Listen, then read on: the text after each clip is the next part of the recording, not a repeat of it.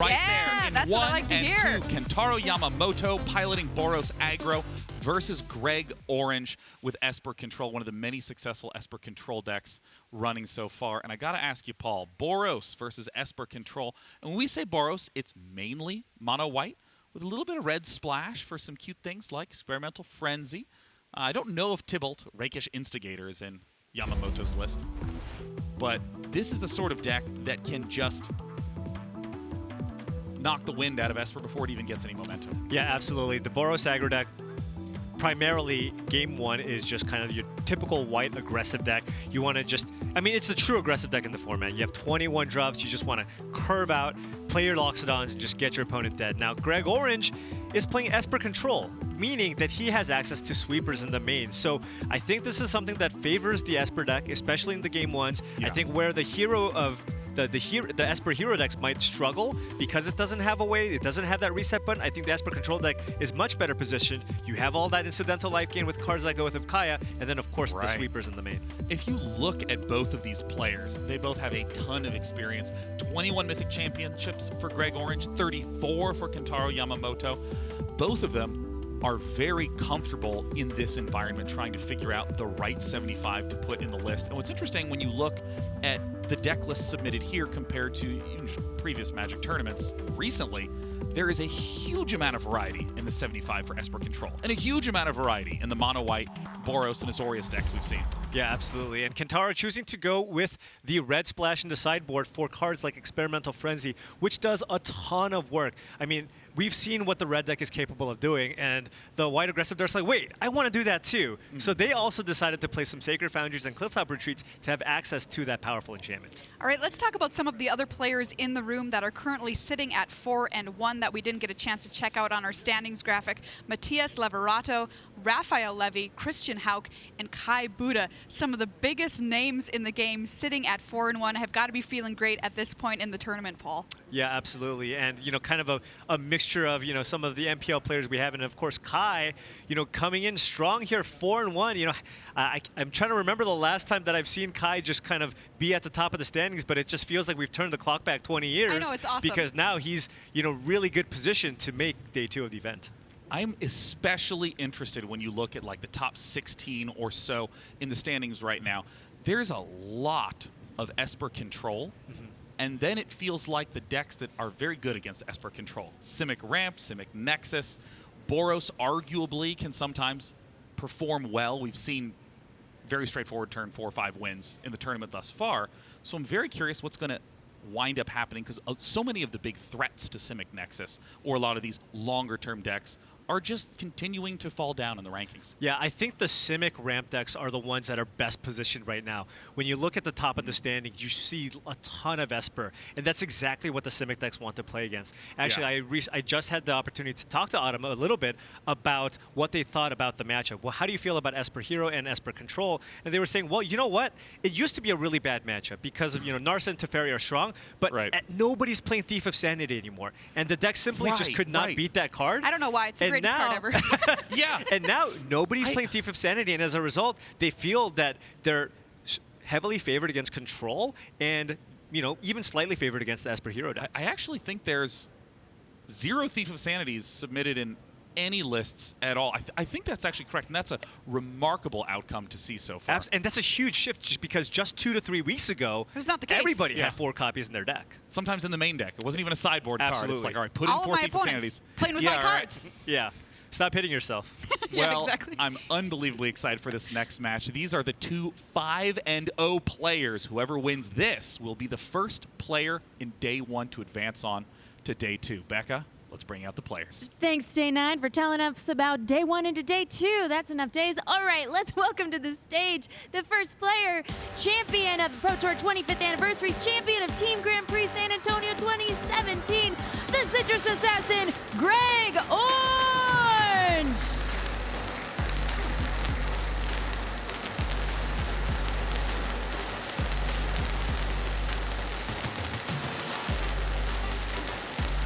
All right, and with 3 Mythic Championship top 8s under his belt, 11 Grand Prix top 8s, and 2 titles, we have with the bold Boros Aggro deck, Kentaro Yamamoto!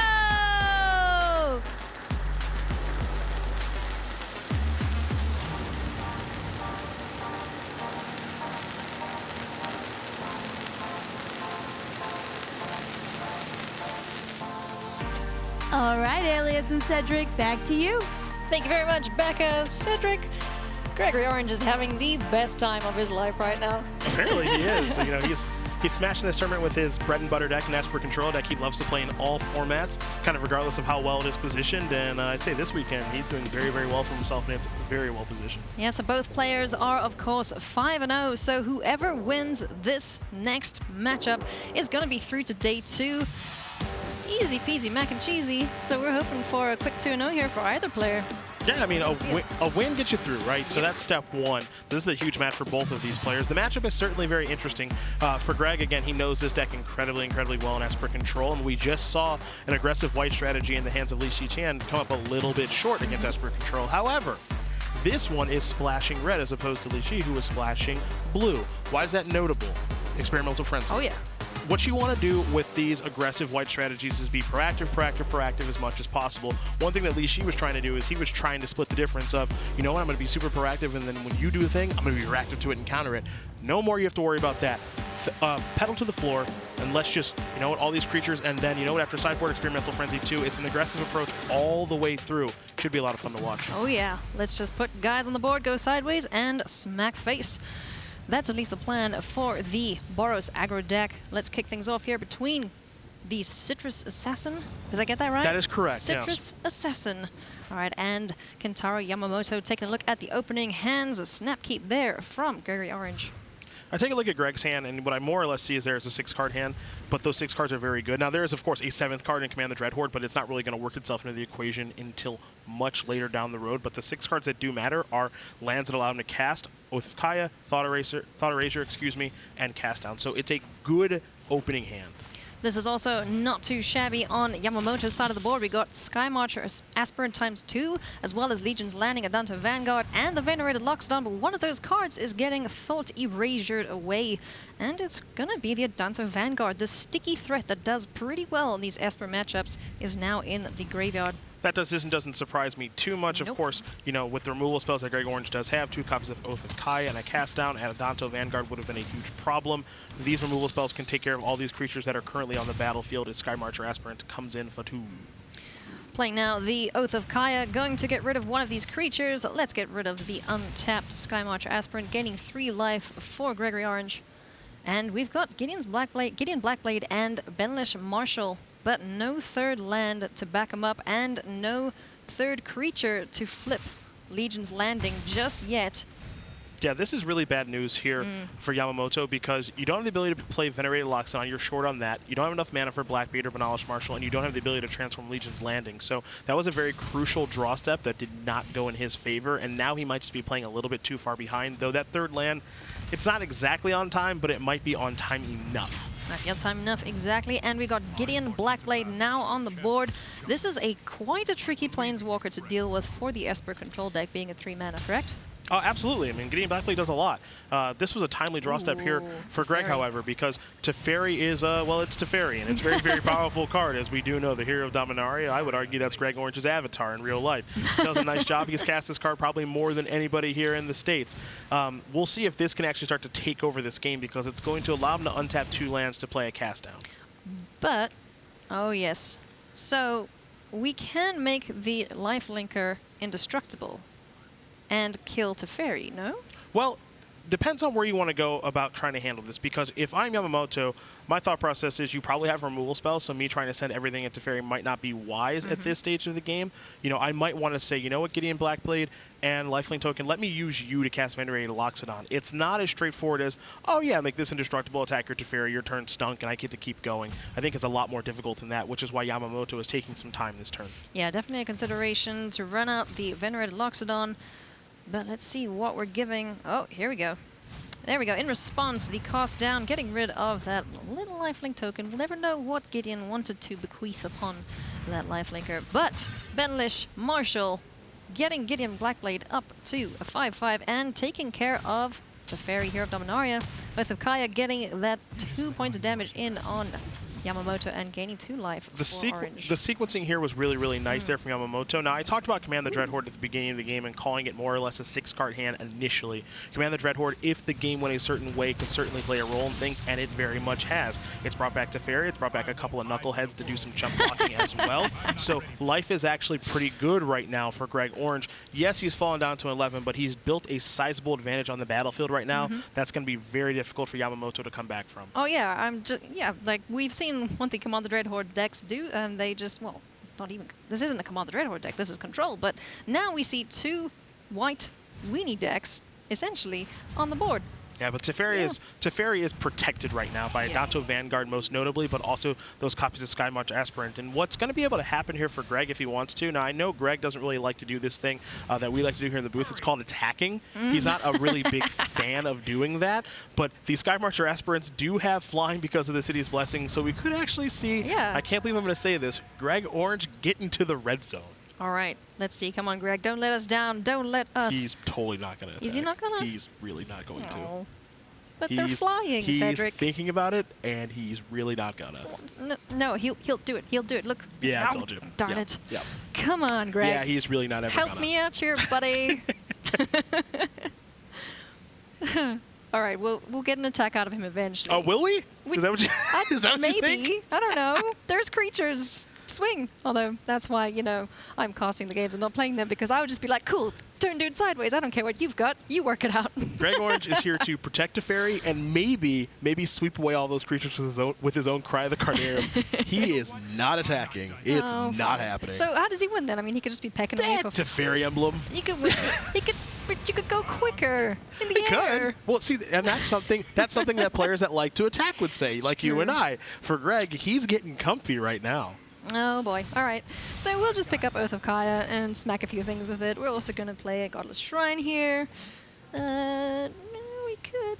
No, that wouldn't work. I mean, I'm just trying to figure out a way that he could kill everything on the board in one go, but I don't think there is. No, at this stage of things, there isn't. But he's not in a rush, and that's kind of the point. You know, Gideon Blackblade being the draw step here for Yamamoto. Okay, that's fine. That might change things a little bit here, but nice. He doesn't really have to do anything at this stage of things besides defend his Planeswalker, draw some cards, eventually find a Kaya's Wrath, kill everything on the battlefield, and then kind of win in his leisure. I will note, again, this Gideon Blackblade that has been drawn, maybe we see that change the way that Greg wants to play this game, because then Yamamoto is threatening a Legion's Landing transformation.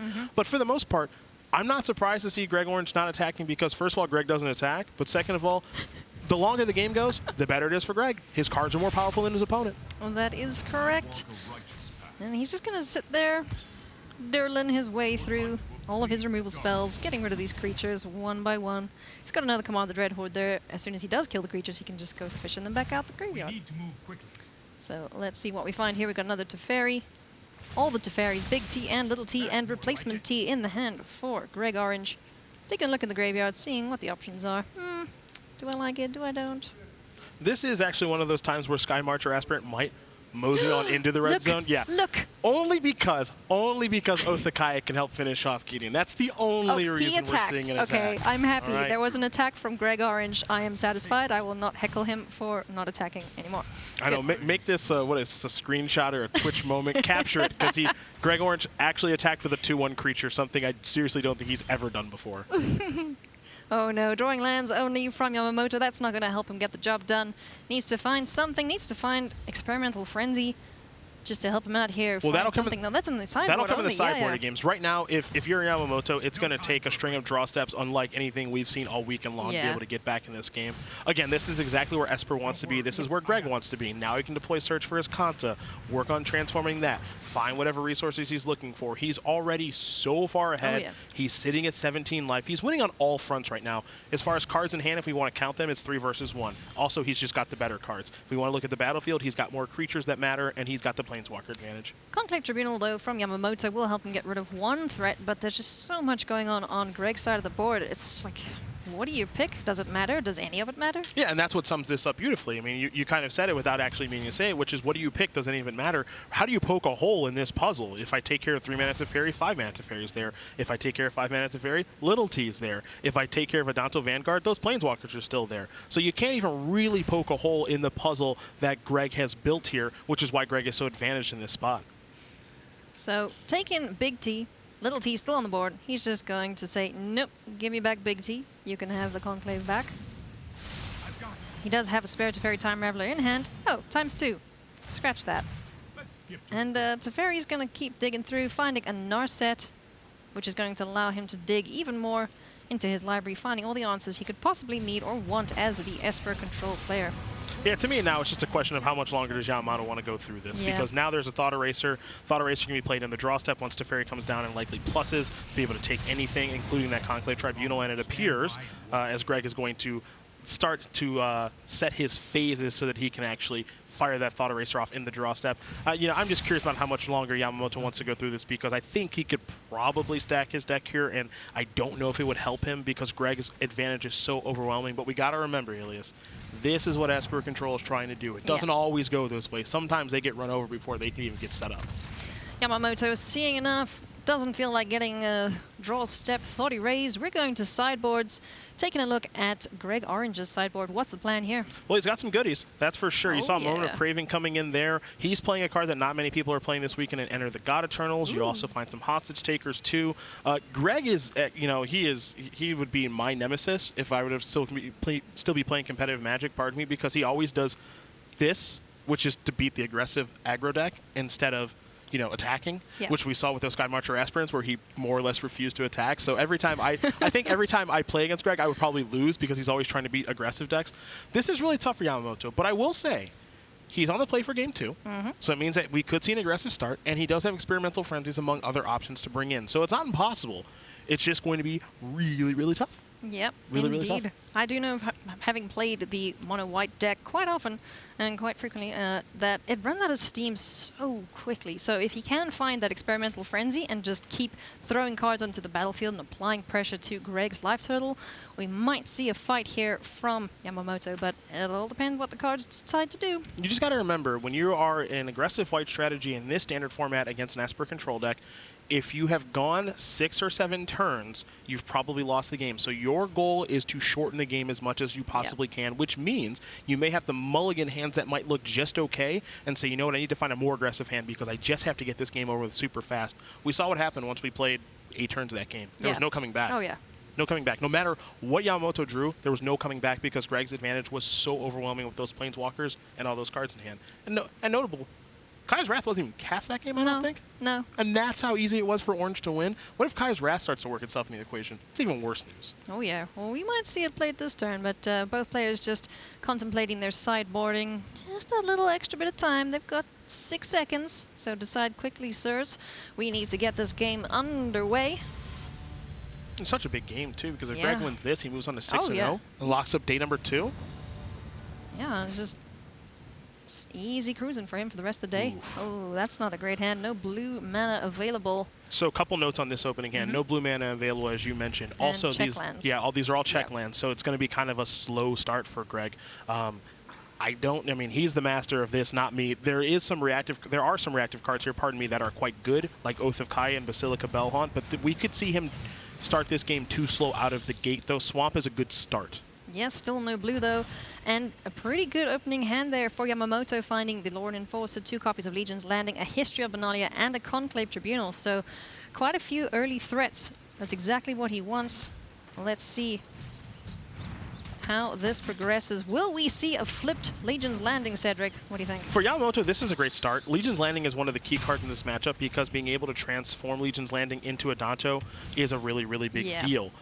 Taking a look at Greg's hand, he doesn't have any blue mana, and there's no cast down here to be able to interact. So I think first things first is we're going to see this attack. That's going to transform the Legion's Landing, which is beautiful. Then you can do History of Benalia post-combat or threaten a token.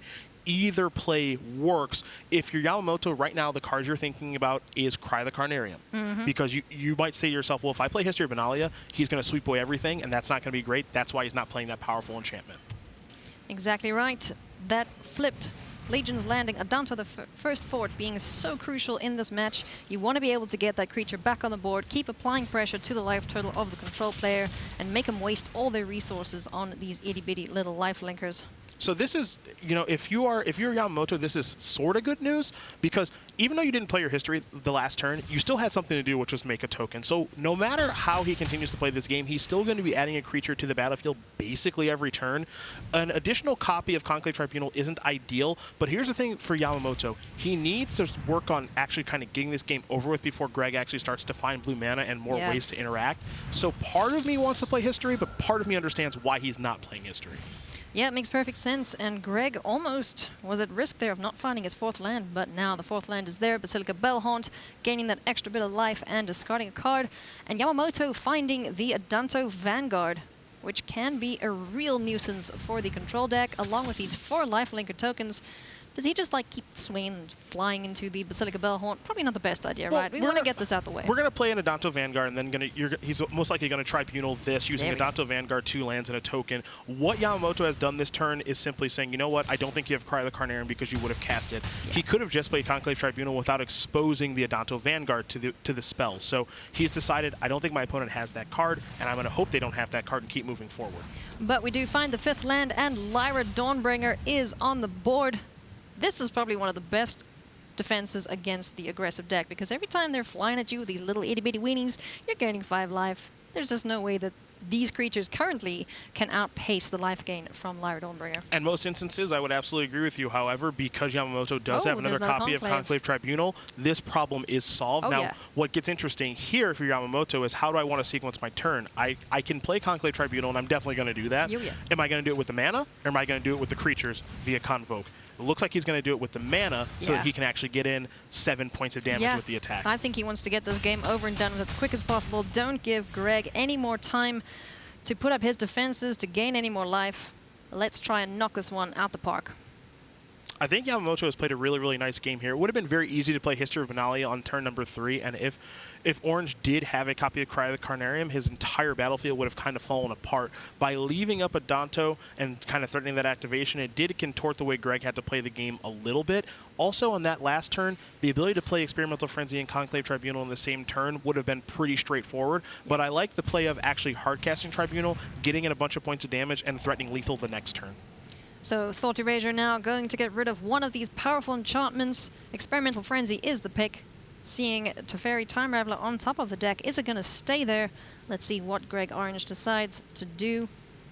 He's got a little bit of a padding with Oath of Kaya to try and kill a creature. He's also got the cost down.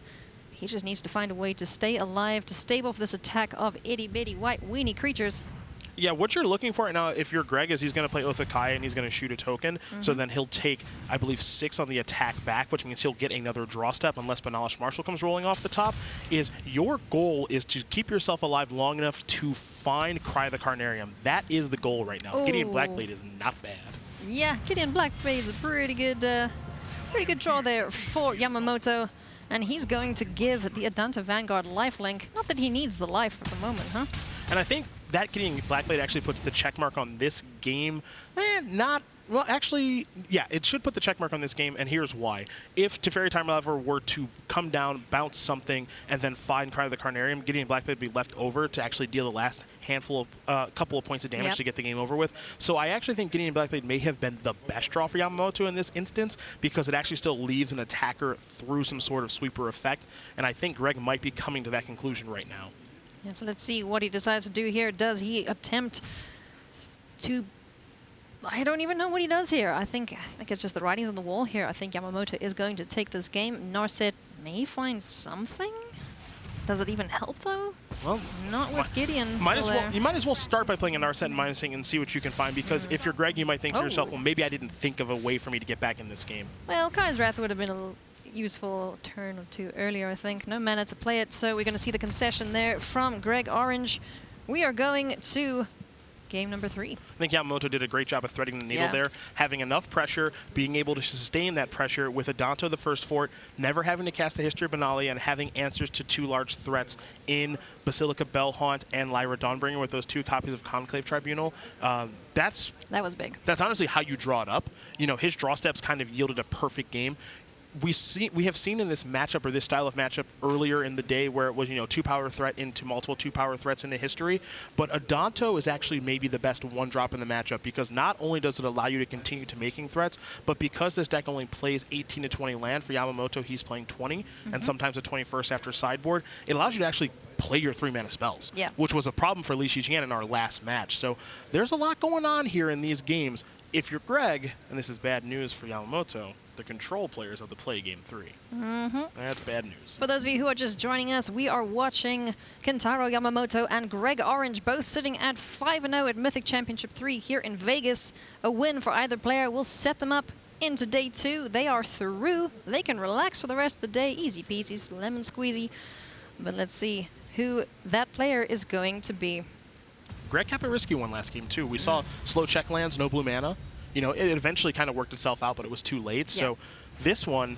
That's a lot of land. So this is a lot of land. This is a Dispark that doesn't take care of everything, and there's a Fairy Time Rattler, which will buy a little bit of time. This is also interesting here, too, because we've got a hand that's pretty good, but not terribly aggressive. All right, so both players keeping the 5-lander for Greg and the 2-lander for Yamamoto. Gonna start things off here with a Sacred Boundary into Sky Marcher Aspirant. No play yet for Greg Orange, just getting all those lands out of the hand. We've got an Oath of Kaya to kill a creature off. We've got Teferi Time Rattler to bounce something back. And we've got a D-Spark to deal with the Experimental Frenzy, the Conclave, or the Venerated Loxodon when they eventually come into play. Oath of Kaya is a nice turn 3 play there. Take care of the creature, get some of your life back up to 21. Gideon, also a really nice 3-mana play. This matchup is really about 3-mana plays. Both players have a lot of them, and they're all extremely powerful cards.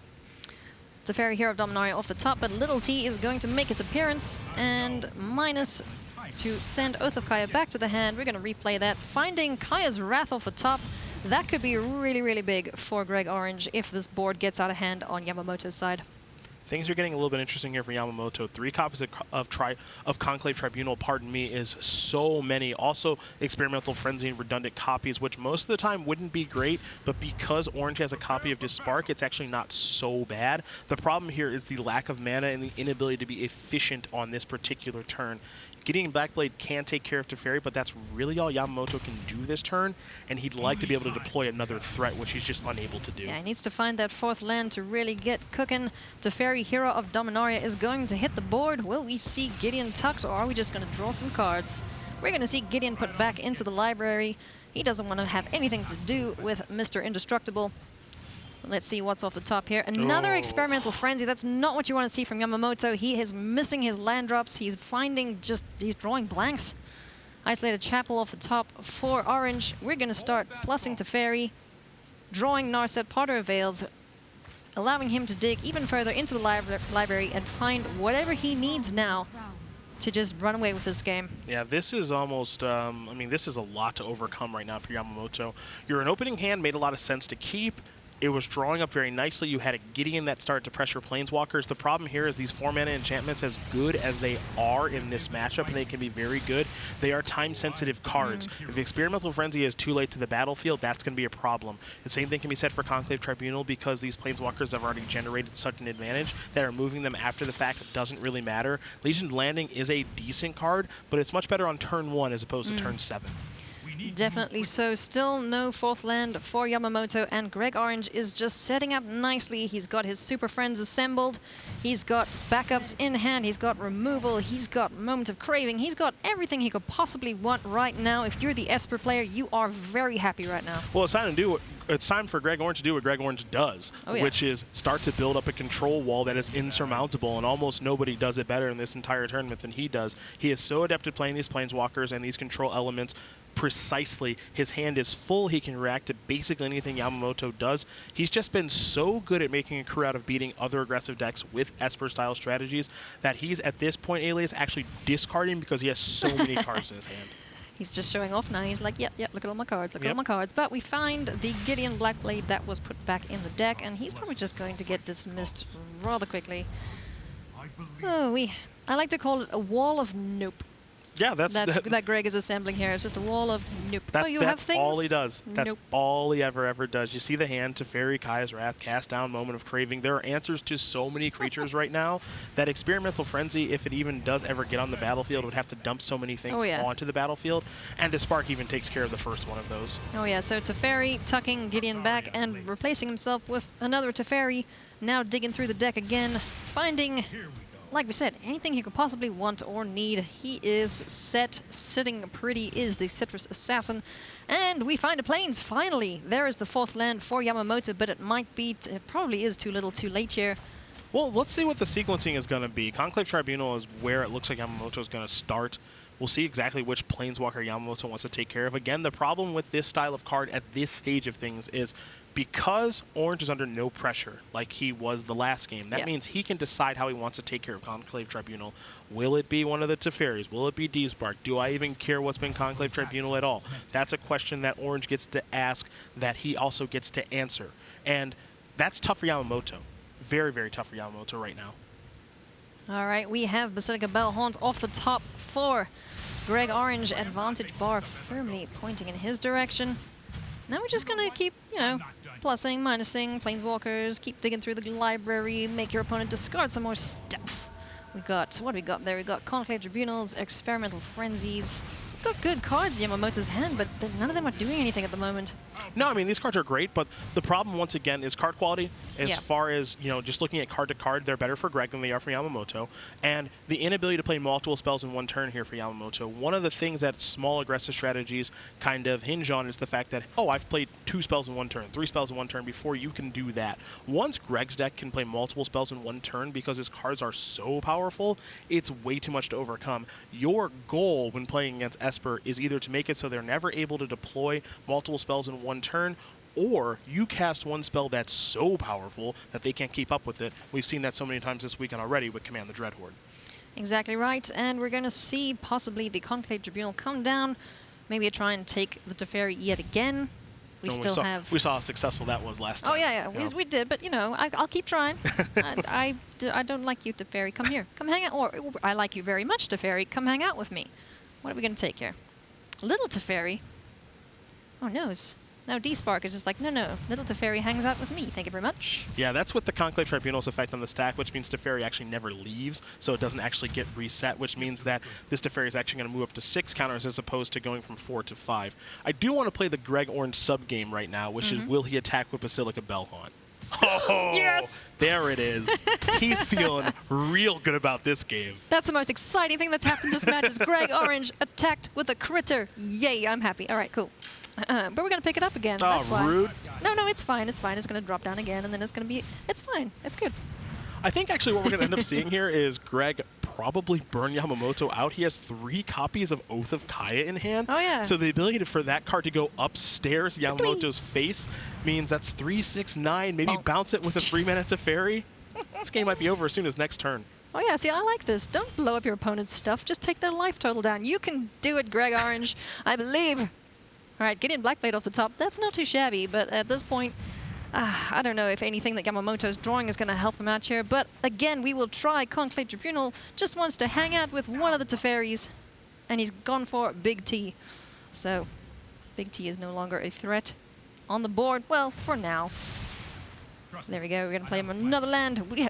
Ooh, that's a lot of mana on the board. He can do whatever he wants, basically. If he just wanted to, like, throw his entire hand on the board, he might be able to do that. Yeah, Maybe not yet, but eventually. If there were a show hand button, Greg would have clicked it by now, especially after drew that copy of Enter the God Eternals. Again, Greg has made a career out of beating aggressive strategies with Esper decks. He's one of the best in the world at doing that. Is the Pro Tour 25th Anniversary Champion. This is very much his wheelhouse. I don't know if he was expecting to play against Boros Aggro or White Aggro decks here this weekend, but the fact that he's run into one here at a very crucial moment in the tournament, he had to be pumping the Eternal Fist the entire time thinking, I'm going to move on to 6-0. Has he got lethal next turn? If we Oath of Kaya, the itty-bitty token, or we just Moment of Craving it, and then Oath of Kaya face, Basilica Bellhaunt? That should probably be good enough to do it, yeah. All right, let's see if that's happened. Greg certainly isn't going to rush. No. We do know that. No. But I think we are going to see Moment of Craving plus 2 Yep. Oath of Kaya's, Basilica Bellhaunt, get this game over with. And you know what that means? Greg Orange is through to day 2. Let's not get ahead of ourselves. Weird things have happened. There may be a disconnect, friends. Highly unlikely, but you have to consider all the possibilities. Here comes another one. 3 more points of damage, and then he's going to attack with a creature. No, he missed it. Yamamoto taking that chance for Greg to finish things off there. Maybe he was helping us. Like, I know you don't like to attack, so I'll just concede to you, sir. You are through to day 2. Congratulations, Greg Orange. Well played by Yamamoto. He's still got a bit of a fight on his hands, but still sitting pretty at 5-1. If Esper Control was a great choice for this weekend, and we know it's the most popular deck played here this weekend, if it was a great choice, which at the end of the day, we will see all of that settled once the tournament is over, Greg Orange is going to have a great tournament. He is 6-0, so he's already having a great tournament. Yeah. Don't really know what day 2 is going to look like tomorrow for him, but he is through. It looks like his deck choice was great, and at the very least, we know he can play this deck extremely well. That he can. All right, that is that game over and done with, friends. We'll be right back after the short break. Don't go anywhere. This is Mythic Championship 3 in Las Vegas.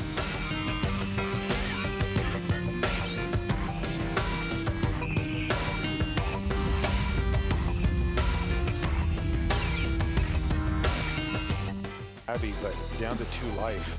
That will do it. I am Andrea Mengucci, I'm from Italy. I am 25 and I'm a professional Magic player. Since I was a kid, I started playing Magic at the beach. It's basically been the only game that I've been playing. I was really good at sports, so I was just more like playing on the computer, but always Magic. You just became the first champion of the Mythic Invitational! So I finished my study last year and I was like, okay, great. 2010 will be my professional year. I'll be playing professionally Magic.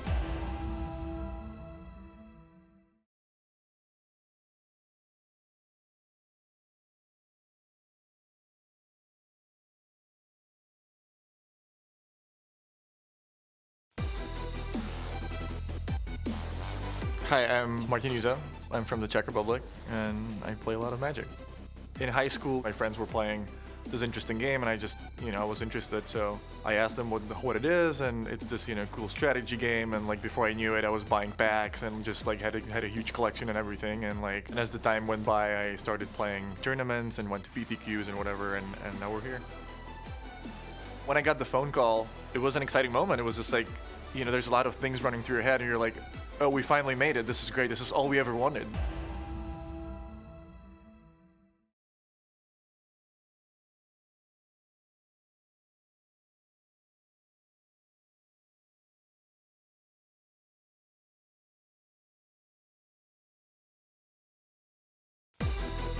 My name is Luis Salvato. I'm from Argentina. The first time my brother bought some Portal decks. We learned how to play, and then 10 years ago I'm playing professional level. Faxon says that's enough to kill me. Luis Salvato is your... My family and my friends support me a lot. When I found out that I was in the MPL, that I was selected for that, everyone, mostly me, was super excited about this.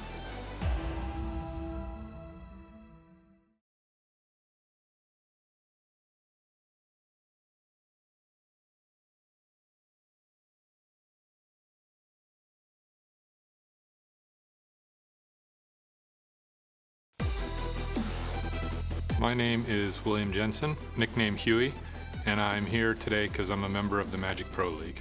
I first started playing Magic in 1997. Didn't take me very long to become competitive and start going to tournaments. I was going to weekly tournaments on a couple weeknights a week and even Saturdays, and I really liked the atmosphere, and I definitely found somewhere where I felt like I belonged. Welcome back to Mythic Championship 3 here in Las Vegas. I'm Alias V alongside Paul, not Paul Cheon. I'm sorry, that's not Paul Cheon at all. This is the one and only Cedric Phillips. I knew I was going to mess that up eventually this week. I'm not sure, but Paul and I, we don't look that much alike, if I had to guess. No, you did not. Okay. All right, you can get me back for that later, I promise. Don't worry, I'm going to.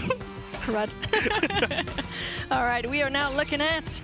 Ooh, we are being treated this week. Actually, no, you just made up for it right now because I get to watch more Mono White Aggro. Yeah, you get to watch more Mono White Aggro. Can we get one W on the board for this deck? Please, We've seen the blue splash, we've seen the red splash. They've both lost. Now we've got the straight white one that Christian Hauck is playing. Just give me one W for Mono White, please. All right. So we got Esper Hero and Mono White Aggro on the cards here. Both players are 5-1. So 4 and 1. 4 and 1. 4 and 1, yes. They're, So they're making close. their way towards day number 2 of competition. A loss doesn't knock them out. A win doesn't lock them in. Starting things off here, we've got the Dauntless Bodyguard on the board. And no Thought Erasure in the hand. That's unusual. Usually you see Thought Erasure all the time in the hands of the Esper Control player. But Dauntless Bodyguard getting in there for 2 damage. Gonna run out the Lawrund Enforcer and the Snubhorn Sentry. We're setting ourselves up for a pretty good Venerated Loxodon there, aren't we? Well, I'd say this is actually a pretty nice start here for both players. For Christian, you know, he's just getting on the battlefield pretty early, also playing against a deck that doesn't have access to Kai's Wrath, here that Kai Budde is playing. So what he's able to do is just deploy all of his threats and not worry about anything and just hope that Kai can't interact all that well. Kai's first interaction spell is most likely going to be Oath of Kaya, though he did just draw a copy of Hero of Precinct 1, which I think is why he is thinking things through a little bit here. Yes, indeed. Does he want the extra little body on the board, or does he just want to remove this threat just in case there's a Legions landing off the top for Hauck?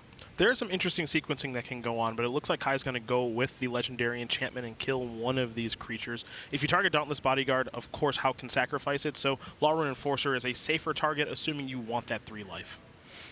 Now we got a Plains on the board and a second Snubhorn Sentry. Will we see the Venerated Loxodon here? I think so.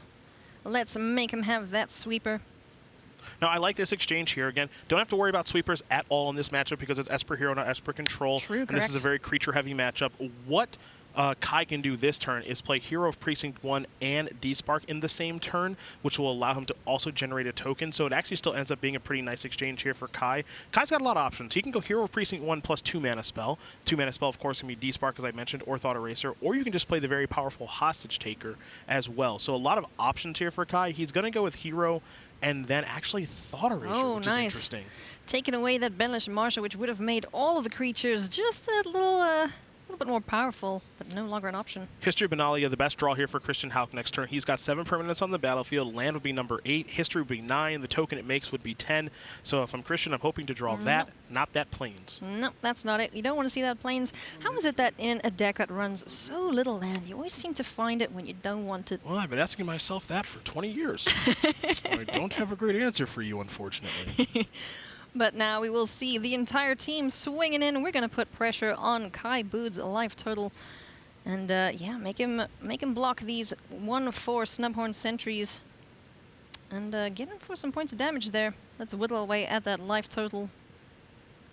One thing I think Kai's doing a nice job of here is using his life total as a resource, falling down to 13, not willing to make any like double blocks or triple blocks or anything like that at this stage of things, and wants to just build up a bigger and bigger battlefield so that the blocks with the tokens make a lot more sense. Teferi can do a nice job of tucking something away here as well. Yes, indeed, and generating another token off of the Hero of Precinct 1. And instead, we're going to draw a card and see what we find off the top of the library. That's a Narset Parcher of Veils. He'll set himself up decently for a Hostage Taker next turn if he wants to play one of these 1 CMC creatures. And this is also a nice play here from Kai because the tuck is an option, but it's not one that he has to make. Looks like he's going to draw a card, pick up, and of course untap 2 lands, which opens D-Spark as an option here, which is actually pretty nice. So Kai is working himself deeper into the mid-game here in a nice spot and hoping that his opponent just draws a couple of lands, and that's exactly what Hauck has done as he's drawn running lands here, which is not ideal for this deck, especially because the lands are only plains and not something like a Mobilized District, which is a creature land that doubles in impact. So now we have a decision here from Christian Hauck. Does he go for face or does he go towards Teferi, Hero of Dominaria, which is going to lead him to victory? Let's see what he decides to do as he enters the attack phase. We're going after Big T. Well, for Christian Hauck, and I think he knows this, I'm sure if we were to use our Professor X powers and get into his head, he would say this is a no-win decision for me. First of all, Oath of Kai is going to trigger, so Kai is going to gain some life. Secondly, I'm sure my opponent has some sort of removal spell, and D-Spark is exactly that. That's a multicolor removal spell, which means another blocker from Hero of Precinct 1, and now my attack just doesn't look particularly good, as you can chump block enough that Teferi is going to live, and then Hostage Taker and friends are going to start to build what I believe is going to be an overwhelming advantage. Yeah, so several creatures now off the field for Christian Hauck.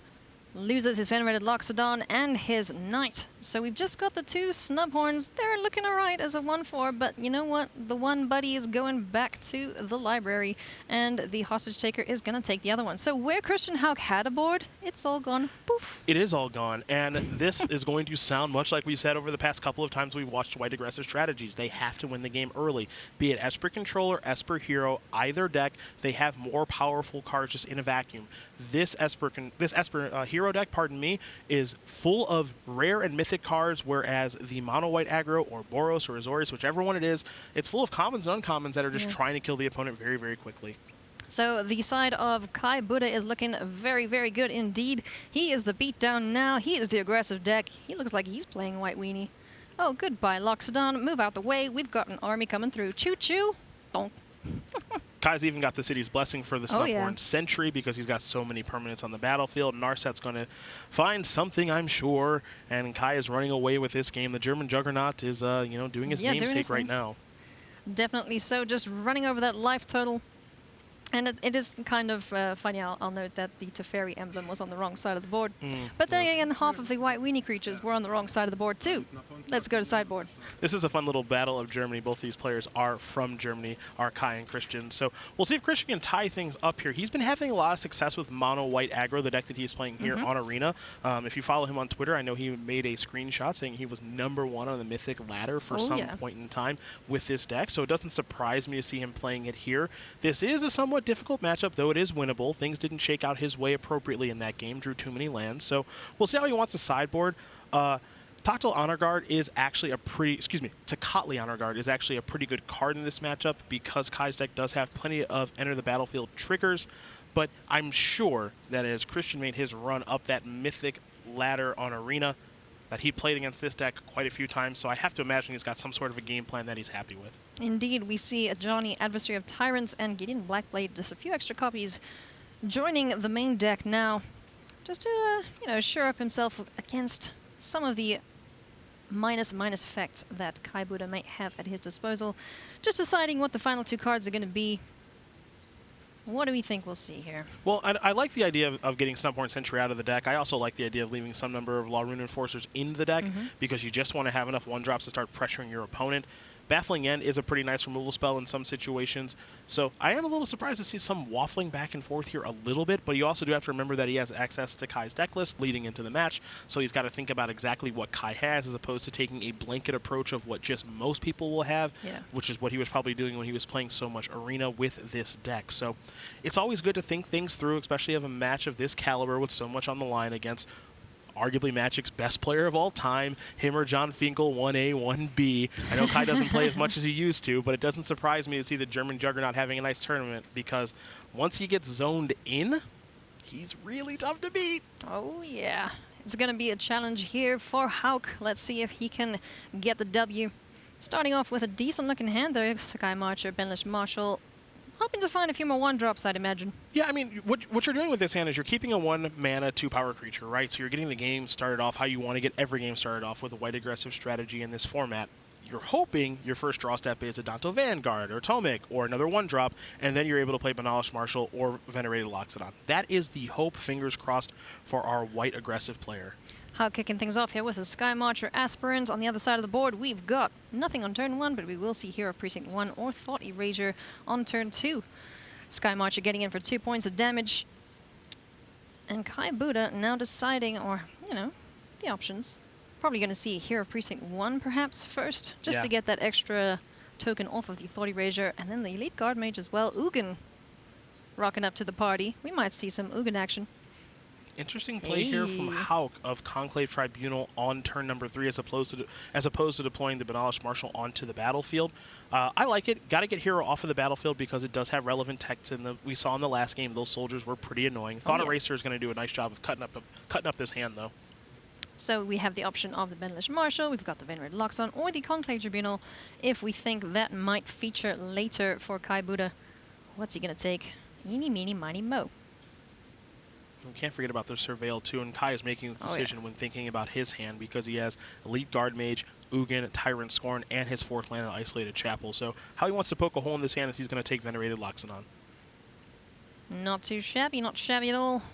surveilling something to the top of the library or to the bottom. There's an island into the bin. And we're probably going to see the Banished Marshal run out now. Getting in for 3 points of damage with the Sky Marcher, getting that 4th land down. And then we're going to see some Elite Guard Mage action perhaps next turn. Well, the draw steps have not been kind here for Christian Hauck. He was looking for something to plug the gap on turn number 2, didn't find that. A redundant copy of Conclave Tribunal is not ideal. There's a 3rd copy, so that's even worse here for our our white aggressive player.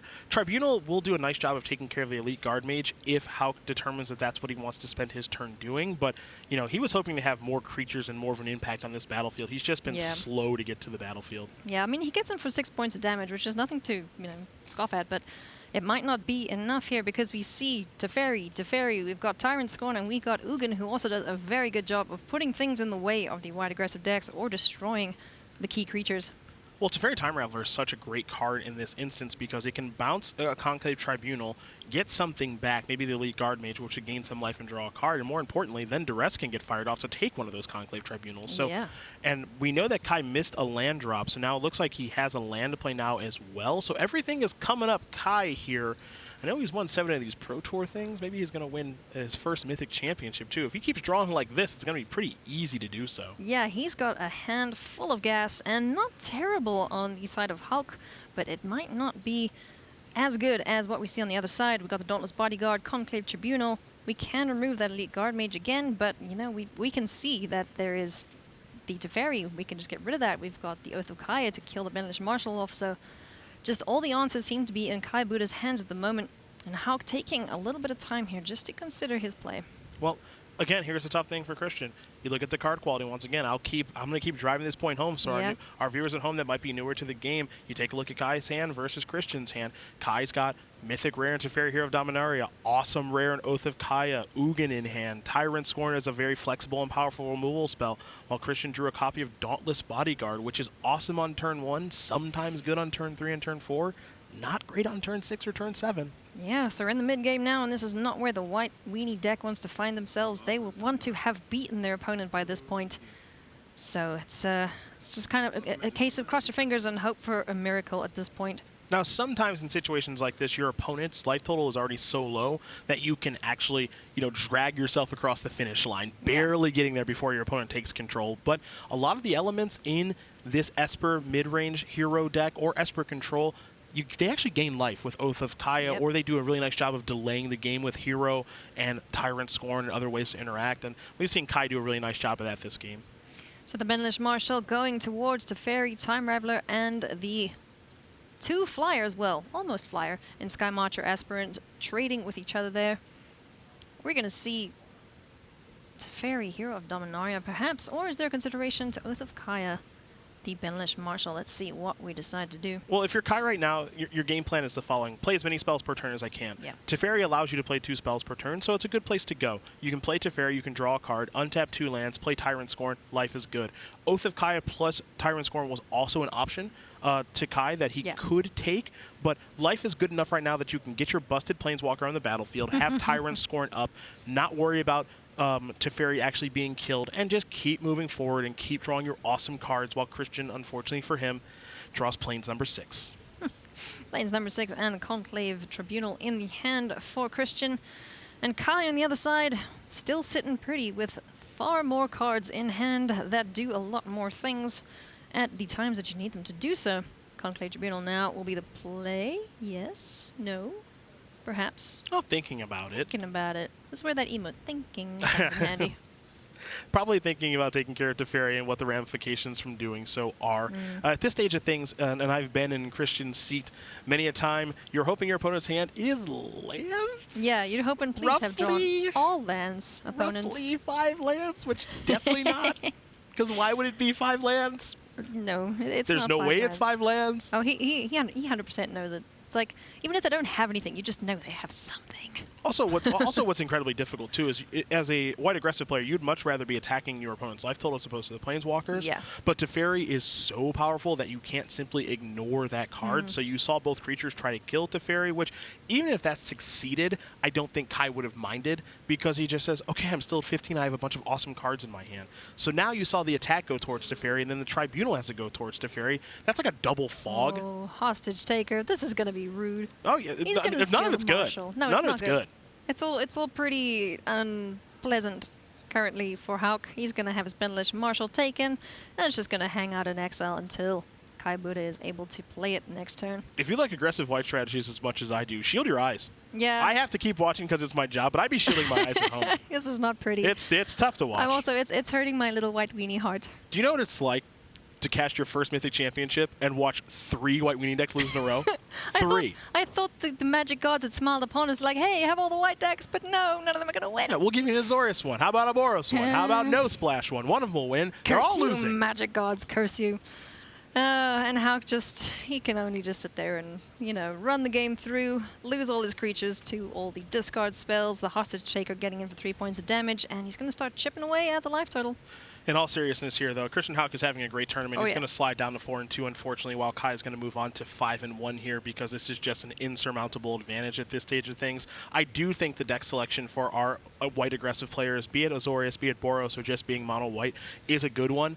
When the deck looks good, it does win games very quickly, but when games shape up like this, it does look pretty poor. This isn't how it always goes, I promise. No, I've had great runs where mono white is just the deck to beat, and then other times it just flounders against these decks that, as you said, have such higher card quality to them. Yeah, the goal, always the goal with white aggressive strategies is to get the game over with as quickly as possible. Unfortunately for Hauck, he has not been able to do that here in these matchups. And then once Kai's actually able to get his feet established, Elite Guard Mage, Hero of Precinct 1, Hostage Taker, plus cast the card I took hostage, all that good stuff. It's just too much to come back from, unfortunately, for Christian Hauck. But again, Hauck is still very much in this tournament, falling down to 4-2. The goal is to get to 6 wins. He still has the ability to do that. He's just got to get it over the next 2, whereas Kai just needs to get 1 more. Ooh, look, a Sky Marcher That's Aspirant. Sky Marcher Aspirant. That's not going to do Play anything it, right now. play it! Come on, play it! No, keep it safe. Keep it safe. Don't let it get beaten up. Oh man, rough breaks there for Hauck, but Kai Budde is 1 step closer to day 2. We're gonna go to a Twitch break. When we come back, more Magic.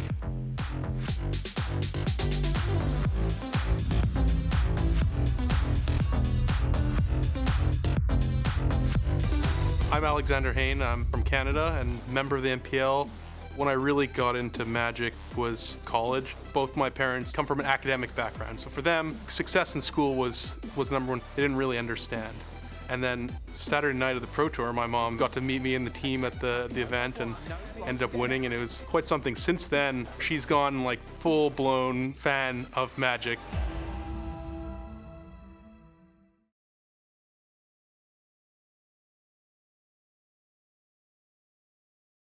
My name is Carlos Formell. I'm former 2002 World Champion. I remember when I won my first invite to the Pro Tour, told my father, okay, so this is a professional Magic tournament. My father was like, you take like A grades on the school and then you can go. My family was always supportive since the beginning. Like without them, I wouldn't be able to be here. When I got the call, I heard, okay, so we're gonna sign you a contract. And I told my father, and he was so excited. I remember that my mother picked up the phone and said, oh, congratulations, son, blah, blah, blah. Without them, I couldn't achieve anything when it comes to the game.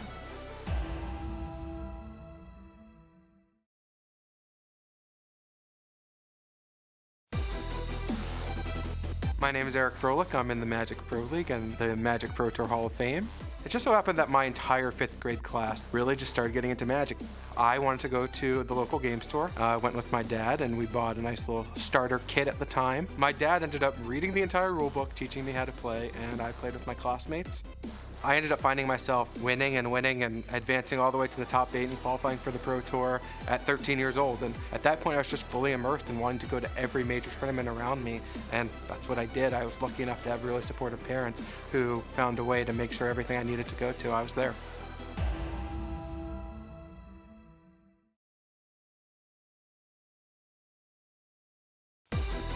I'm John Rolfe from Omaha, Nebraska. I've been playing Magic for about 15 years. I played Pro Tour Ixalan, which I thought was going to be my last Pro Tour, and I ended up top 4ing the whole thing. And so then it gave me this awesome opportunity, and I've always wanted to pursue this. Why not take a chance? And then I just kept winning, and now we're here. So when I got the call to join the MPL, at first I was just shocked. I had to think about it for a really long time, and Magic had been such a big part of my life. that I had to at least see where the future goes. I mean, I didn't want to live with any regrets.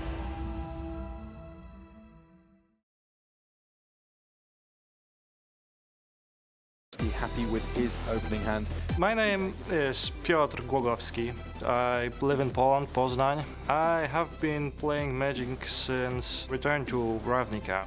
Before joining the Magic Pro League, I have been streaming MTGO. I hope that with the advent of the MPL and Magic Arena, I can expand on that. I'm certainly not going to leave the older formats that I love in the dust.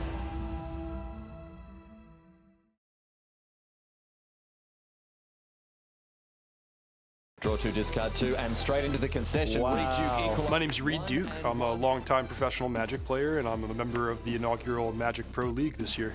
My older brother Ian and I learned to play together, and I started taking it real seriously once I was around college age, and I've been a pro for about 6 or 7 years. Declare my attack, says Reed Duke. Autumn says, you got it, and scoops up. I come from a tremendously supportive family, and my mother and I sort of have this joke that I'll come home and she'll say, how was the tournament? And I'll say, oh, well, I lost in the finals. Or she'll say, well, you're still a winner to me.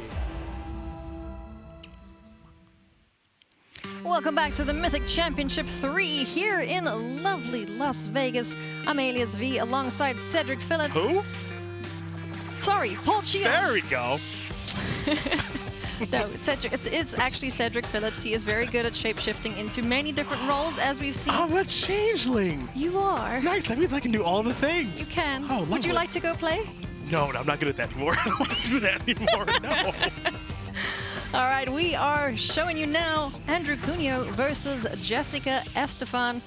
Both players are 3-2. Let's jump straight into the action. I'm excited for this match. We haven't seen these decks yet. Is it Phoenix versus Gruul midrange?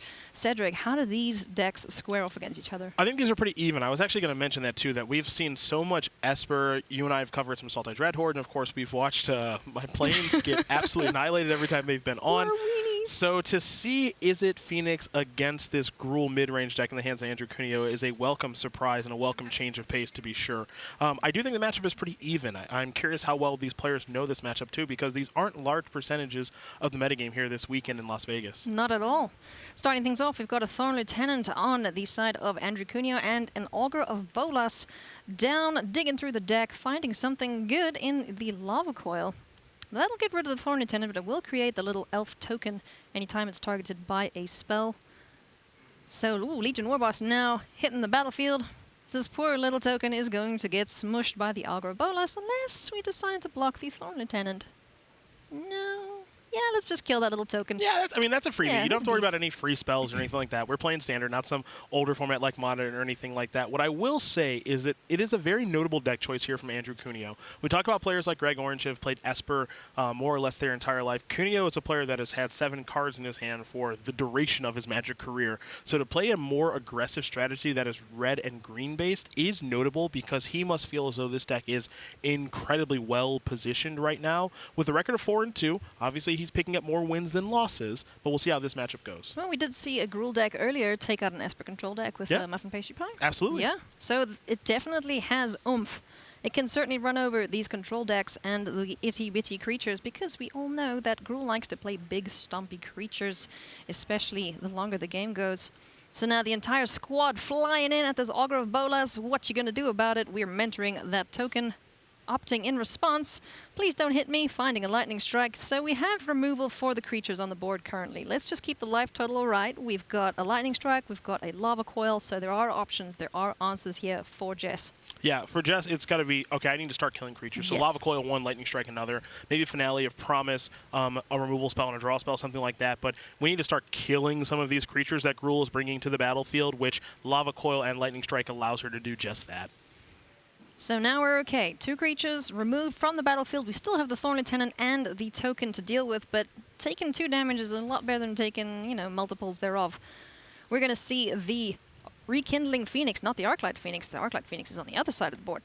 We're going to see the Rekindling Phoenix down, and that is a pain in the butt to deal with. Rekindling Phoenix is a really nice play here for Kunio. Finding that 4th land to be able to cast that first Phoenix is very, very nice. The Lava Coil is already in the graveyard, so this is a nice way to actually get things rolling again. Finale of Promise is going to start to work itself into the equation here. This is a real payoff card for players that are playing this card here this weekend. So Jess is catching up very quickly. This feels real good. Finale of Promise is such an outstanding card when you have targets in the graveyard. Unfortunately, no Arclight Phoenixes to benefit from that because that card counts as 3 spells in one go. So if there were birdies in the bin, they would have been squawking happily right now. But unfortunately, we haven't seen them. They're hiding. Shy little birdies. Well, Jess is actually starting to stabilize, which is nice. At 9 life, a 1/3 blocker against a 2/2 and a 1/1. If both creatures were to come in, I'm sure Jess would block the 1/1 with the Augur of Bolas. However, Skargan Hellkite is going to change the equation quite a bit here. Curious to see if Kunio is just going to make this a 4/4 or turn it into a 5/5, because I imagine Kunio's thought process is, I need to get this game over with before Jess continues to stabilize. Indeed. So we'll see the Skargan Hellkite flying for the 4 points of damage. Down to 5 is Jess. He's sitting pretty on 20 life. We've got a Drake to defend in the air if we can, but there's a Domri's Ambush in the hand of Kunio, so we can remove a blocker off the board next turn for him. There's Charter Course as well. Oh, there's a birdie. In the bin you go. Okay, but we're not up to 3 spells yet, so no additional blockers in the air just yet. Domri's Ambush now firing off. Skargan Hellkite is getting rid of that birdie, and that will be lethal in the air. All the attackers in, just throw them all at the board and see what happens. So that is a key card in Kunio's deck. There are 2 players that are playing this exact list here this week, and Andrew Kunio and William Huey Jensen. Again, it's very surprising to see Kunio play a deck like this because he loves playing Esper-style strategies or Azorius control strategies so much, but he's one of the only people that have registered Domri's Ambush here this weekend, feeling as though that card has a huge impact on the metagame, and you saw it play a huge role in that particular game. It was a game winner. Indeed. So if you are Jess, what is your plan against these angry Gruul critters? Well, in this matchup, I believe that Jess is more of the control deck. Does have the ability to shift into an aggressive deck and close the game out very quickly, depending on the Arclight Phoenix draw, or because Crackling Drake is a flyer that is so large. But you do have to see more interactions like we saw with Lava Coil, Lightning Strike, and Finale of Promise. Almost able to stabilize the game. It only would take another turn or 2 for her to actually turn the game around, get Arclight Phoenix back, and try to close the game out very quickly. So wasn't able to stabilize that one. The goal is to try to stabilize and then turn the game over very quickly. We'll see if she can do that in the second game. Just a few last considerations for Jess. Just a reminder, everyone, both players are 3 and 2. So they're 4-2. 4-2. 4-2, they should be. No, they're 3-2. They're 3-2. Whoever wins here is 4-2. Okay, yeah, you're right. That's my fault. Yeah, you're right. All good, all good. So everything to play for here. They want to stay in this game, give themselves the best chance of proceeding to day 2. Let's get the next one underway between Jessica Estefan and Andrew Kunio. Gruul midrange versus Izzet Phoenix. I like this Izzet Phoenix deck. This Finale of Promise from War of the Spark has just been such a good addition to the deck. Oh, look, there's an Arclight Phoenix. Maybe they'll get to play this turn. This is a pretty good opening hand. Yeah.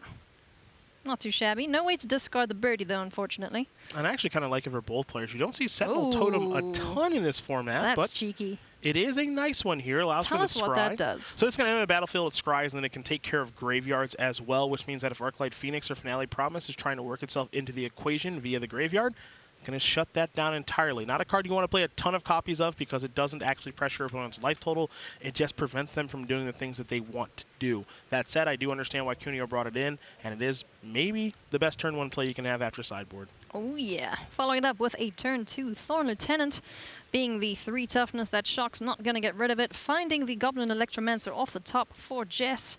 Let's get that down. Let's make spells cheaper. And yeah, let's just hold up that Shock for something good. It's not going to find any targets, though, based on Andrew's hand at the moment. Not just yet. Shock actually looking quite poor against Kunio in this particular game. Thor Lieutenant's a little bit too large. Rekindling Phoenix doesn't care about Shock all that much. Same can be said for Gruul Spellbreaker. And depending how Kunio plays his Growth Chamber Guardian, Shock can be good. We'll have to see. So, no blocks here. The Goblin Electromancer is pretty valuable in terms of chaining as many spells together as possible. The Gruul Spellbreaker running out at the second main phase. We're going to put a counter on that just to make it a little trickier to remove. I like Kunio's play there. That's him playing around Lightning Strike in that instance, because Electromancer making it cost 1 less means that Lightning Strike could have taken care of it if he played it as a 3/3 with haste. So pretty smart play there from Kunio as we start to get ourselves into the early stages of the mid-game. Crackling Drake's going to come down. It's not very it's big. not a threat at all, but it does draw a card. Yes. Finding some extra answers there. We can play out the Arclight Phoenix, just in the boring fashion. Just drop it on the board. No, we want to see it in the bin. We want to see it rise from the ashes and go and smork face accordingly. But we're not going to see that just yet, I don't think. We need some more spell action on Jess's side of the board, but Andrew's looking pretty good so far. Yeah, I like how Andrew's hand is developing here. He picked up a copy of Lava Coil. There's some thought about casting at this turn to take care of either one of these Isn't threats, truth be told. The ability to play just one spell in Rekindling Phoenix or 2 spells in Growth Chamber Guardian plus Lava Coil is notable. I think this is the easiest step to take first, though, which is attack with Gruul Spellbreaker. Yep, we're going to get in for the 4 points of damage, taking Jess down to 14. Andrew's still sitting pretty on 20. Rekindling Phoenix now enters the fray, and he's going to have a good time with that Crackling Drake, that's for sure. Rekindling Phoenix is a really, really nice play here for Kunio. The thing, if you're Kunio, that you're thinking is, I just hope my opponent doesn't have Lightning Strike, or excuse me, doesn't have Lava Coil, pardon me. Yeah. And there is no Lava Coil here for the Rekindling Phoenix, so life appears to be pretty good for Kunio. Going to be able to keep doing what his deck does very well, which is attacking. Yeah, the Arclight Phoenix does provide a pretty good blocker in the air there, so that if the Rekindling Phoenix does die, he can answer the Elemental with the Shock. It is the Forgotten Planeswalker. Oh, Lava Coil. In Vivian Reed. Lava Coil is nice here Vivian. on Arclight Phoenix, but I do want to turn the attention towards Vivian Reed a little bit here, simply because this is a Planeswalker that saw a ton of play in the previous standard format and not a lot in this one. We've seen the 5-mana green Planeswalker spot be occupied by Nissa so much here this weekend, and in War of the Spark Standard, Kunio electing to go with that Planeswalker, which is pretty darn good in this matchup. It hasn't showed up yet in this game, but I have a feeling it'll have an impact down the road. So swinging in now with the 2/4 power creatures, Rekindling Phoenix and Gruul Spellbreaker. The life total being threatened here by, being threatened by Andrew Kunio. Jessica needs to find a way. Oh, here we go. This is pretty neat. I mean, this is a tough way to do it. Yeah, it's not the best way to get rid of this birdie that will just come back the next turn. So she's going to hope to find another burn spell or just cast Phenomenal Promise to kill this elemental creature. Growth Chamber Guardian now hitting the board as well.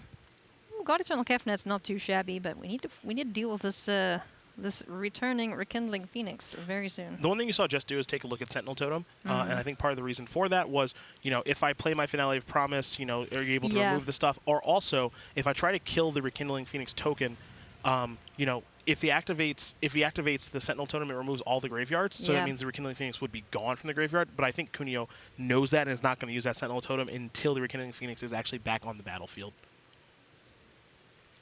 Now, this might force Kunio's hand a little bit here. We'll have to see. All right, looks like this isn't going to work here. For some reason, the mana not available. Oh, I think there's no sorcery to target in the graveyard. Yeah, there's no sorcery. Okay, so that's the trigger. That's just holding things up there for Jess. Yeah, there's a shock in the graveyard, but there's really nothing else to do. So Sentinel Totem now sacrificing or exiling all the cards in the graveyard. So no shock, no Rekindling Phoenix either. But Kunio's still in fairly good position because of the Vivian Reed that's going to come down. God Eternal Kefnet is a flyer. I believe we get to shoot that one down with an arrow. We do. Goodbye, birdie. Back to the 3rd spot in the deck, no doubt. These gods don't like the graveyard, I've noticed. No, but they need to start showing up a little bit more. That looks like that 0-1 token's not really feeling it right now. Nah, but everything like, else is. You know what? You guys got this. I'll sit here and I'll just block if I need to. So dealing the 6 points of damage, going down to 4 for Jess, drawing an island off the top. That's not going to help her out. So it looks like this game is going to Andrew Kunio, who is now 4-2. That is, again, I won't say that's a surprising result because I do think the matchup can be pretty back and forth depending on how the draws do line up. But what I will say, it's a surprising deck choice from Kunio. In a tournament where Esper Control is the most played deck, and Andrew Kunio is not playing it, is a little strange because that's what he likes to do, but he must feel so confident in his Gruul deck and his Gruul mid-range strategy against Esper, either Hero or Esper Control, that he must be feeling pretty good about things. So I commend him on trying something different in the face of a lot of people doing this Esper Control thing. And I will say also that Dominic's Ambush, a card that he is playing, him and William Jensen and no one else in the tournament is, looked pretty good in the game that we saw it. It did indeed. Let's throw it to Maria now and see what the standings are looking like. Thanks so much, Alias. Well, we're going to take a look at some players who are in trouble coming into this round, sitting at 2 and 3. Let's take a look at the top of the list. William Huey Jensen, Hall of Famer, MPL member. He did save himself this round and is at 3 and 3. However, he doesn't feel great about that. Reed Duke, one of the most winningest players of all time, 2 and 3 coming into this round, has been eliminated. So Reed Duke out of the tournament. Jeffrey Brucey, aka Show, 2-3 coming in here, was actually playing Reed Duke. So he is still okay at 3-3, but again, not great shape. Luis Scott Vargas, one of the most popular Magic players of all time, eliminated from Mythic Championship 3. Lucas Esper Bear 2 in the MPL coming in at 2-3 is still safe at 3-3, fighting for his life. Jane Minikin Savic coming in at 2-3, eliminated out of the tournament. Noah Walker saves himself at 3-3, but again, not the record you really want. And there down at the bottom of your screen, Audrey Zochak, aka Anime, eliminated out of the tournament. So some big names already gone here in the building. This is a brutal championship, very, very hard tournament, but somebody still alive at 4-2 is Teresa Foe, and she's with Becca. Hey, I'm standing here with Teresa Foe, who's gone 4-2 today at the Mythic Championship 3. You brought the Is It Phoenix deck. Why did you bring this deck? So I've been playing this deck ever since Arclight Phoenix was in Standard, so it's kind of a deck I've been playing for a while, and then for a while it switched to just 8 Drakes rather than Phoenix, but it's still the same kind of Is It style deck, so I've just been playing it for a while, and now that Is It Phoenix is one of the top decks again, I figured it'd be good for this tournament, so yeah. And it has been. You've been doing very well. Tell me how that match just went against Emma Handy. You played the Is It Phoenix against her Simic Nexus. Yeah, that match was, I went into it expecting to lose. Nexus is actually one of Phoenix's worst matchups. So I was like, Emma, you're like 70% to win this matchup, so don't even worry. And I have no idea how I won. I lost game 1, like just the way I thought I would lose. They just kept playing fogs and I couldn't get my damage in, but then, just the combination of Narset and Warboss out of the sideboard, I guess, helped a lot in the next couple games after sideboard, so. Yeah, I saw your Warboss came out and you just kept pumping at those tokens, and then they had the Root Snare that they kept pulling back with Tamio over and over. What did that feel like? I was a little nervous. I was like, I had a Lightning Strike in hand, and I thought, and I had 2 finales, so I thought maybe if and Emma was at 7, so I was like, there's a play I could make where I just Lightning Strike them, and then over the next course of turns, I could get back Lightning Strikes with finales and maybe deal that 9 damage there. But I just kept aiming the Lightning Strike at Tamio, just hoping that, that she can't draw any more Tamios, but she just kept drawing Tamios every turn and bringing back the Root Snare. I just decided to just keep killing Tamios until she just stopped drawing them, so. Well, your persistence paid off. Thank you so much, Teresa. Really excited to see what you do. Hopefully you make it into day 2. You're very close. 2 more wins and you're in. All right, you stay tuned. We have more Magic coming at you. Thanks so much, Becca. Well, we're at an arena tournament here, so of course the players don't have to worry about shuffling, but if you head to FNM or Grand Prix, you will. So how about some tips from our casters and our players? When I started playing Magic, a friend of mine showed me a video of a player which he was power shuffling super fast, and I started practicing that at home. So I'm gonna try to redo. It was like something like this. Now a lot of people do 6 piles, but I am a monument to vanity, so I do 9. When I see people that do this, they spend energy on every single card. And you don't have that amount of energy if you want to win the tournament. No, we switch it up. We don't do it in the same order. Look at that. So what you do is you just drop the cards. You just spend 0 energy. It's a mountain. And then you just pick them up again, and you continue going. Gather it up like a penguin. You just kind of keep mushing them, and then once again gently, as you would hold the hand of a lover. And you have never seen a deck more shuffled than this.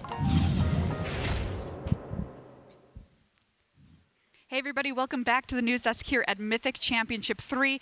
Well, if you're just tuning in, let's take a look at our standings to find out where we've been already today and where we have yet to go. There you see that gold mark next to Greg Orange's name. That means he is through to our top 16, our first player here in the building to do so today, 6-0 undefeated. Simon Gertzen in second at 5-1. Matthias Leverato also sitting at 5-1 along with Kentaro Yamamoto, Shota Yasaoka, John Rolfe, and the German juggernaut Kai Budde, one of the best players to play the game, in retirement for a long time, not really playing a lot of Magic, comes here and just owns. And then you see Li Shi Tian there at 4 and 2. So there's a look at some of our top players in the room.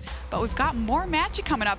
And so I want to talk about our feature match coming up in this next round. Oh, it's going to be a great one. I'm like really, really excited. It's Simon Gertzen versus Matthias Leverato, where both players are doing something Simic-y, a little rampy, a little Nexus action going on. And joining me, of course, is the inimitable Paul Cheon. Here I am again. Great to have you, Paul. Here I am again. Paul. Hey guys. Okay, so I want to get the breakdown from you, Cedric/Paul. So I'm a split card. Yeah, that's right. Nice. Which means you have the combined value of both Paul and Cedric.